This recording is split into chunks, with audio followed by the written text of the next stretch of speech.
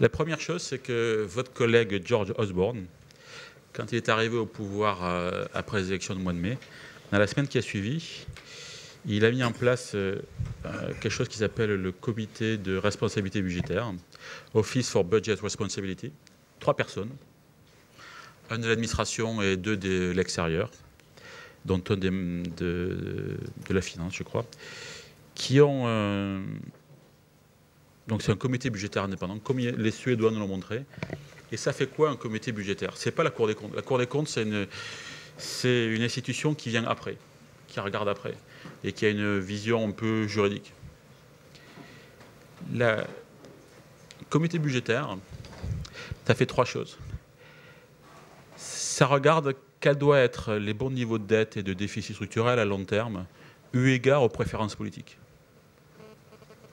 La deuxième chose, étant donné, est-ce qu'on veut une dette à 60% du PIB, 40, etc., ou 120. À partir de là, qu'est-ce qu'on en tire pour la stratégie budgétaire sur l'ensemble du Parlement, de la législature, et troisièmement, sur le projet de loi de finances de l'année en cours ou à venir. Alors souvent on dit c'est le gouvernement des experts.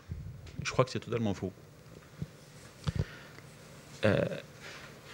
J'ai compris ça en parlant longuement avec le patron du comité budgétaire suédois. C'est au contraire des structures qui respectent éminemment les choix politiques.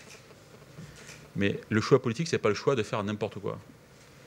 Donc je crois que ce qui est important dans un pays démocratique, c'est que les hommes politiques assument pleinement leurs choix.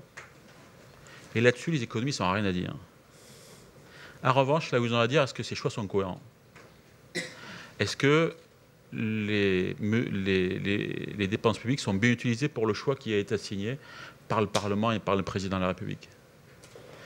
Donc souvent, quand je promeux l'idée de comité budgétaire, on me dit non, on va dire c'est l'administration des choses par les experts. Pas du tout.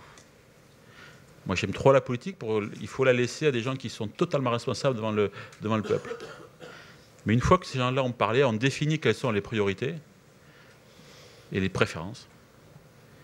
La manière, la cohérence interne de ces choix, elle est redevable d'une analyse économique. Il n'y a pas ça aujourd'hui en France.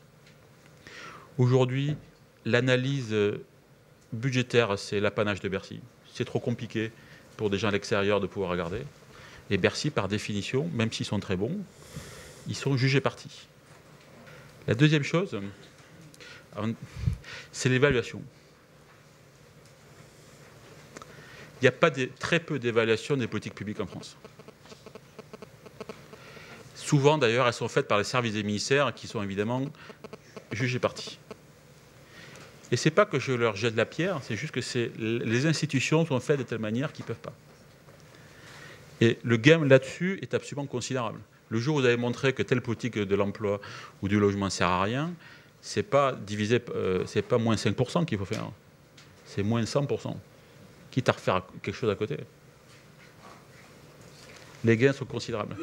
Troisième chose, je reviens sur l'idée de règles budgétaires. Beaucoup de pays vont y arriver. Moi, j'ai eu des discussions là-dessus avec les Espagnols, avec les Portugais. Bon, ça serait un peu dommage qu'on soit les seuls à ne pas le faire. Le tempo politique, ce n'est pas à moi à discuter, mais j'ai pu constater que l'opposition parlementaire y était très opposée. Est-ce qu'il ne faut pas faire ça par référendum au moment de 2012, au moment des législatives? Voilà, donc c'est un vrai sujet de société, donc c'est pas idiot que l'ensemble du peuple soit... Et d'autant qu'une règle budgétaire, c'est neutre politiquement.